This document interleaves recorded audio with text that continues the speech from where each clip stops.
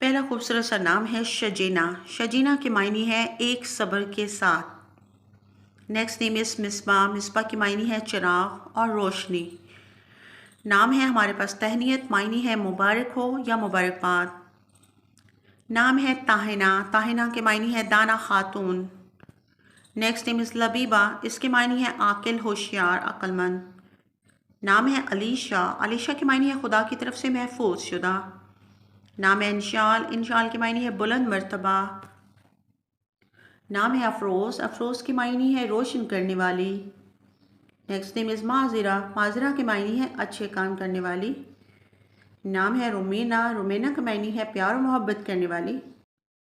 नाम है जुमाना और इसके मायने है मोती। ये सैयदना अली मुर्तज़ा रज़ी अल्लाह अन्हा की बहन का नाम था। नाम है मीरम। मीरम का मायने है फूलों का गुलदस्ता। नाम है माहिल। माहिल के मायने है मेहरबानी जो तरक्की करता है। नाम है समिया। समीहा के मायने है फयाज, बहादुर।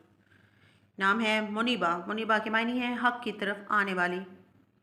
नाम है मलाइका। मलाइका के मायने है फरिश्ता, बेऐब और पाक। नाम है सीमा। सीमा के मायने है पेशानी, चेहरा और माथा। नाम है हेलेना। हेलेना के मायने है रूहानी रोशनी, स्पिरिचुअल लाइट। रोशना। रोशना के मायने है रोशनी फैलाने वाली, चमकने वाली।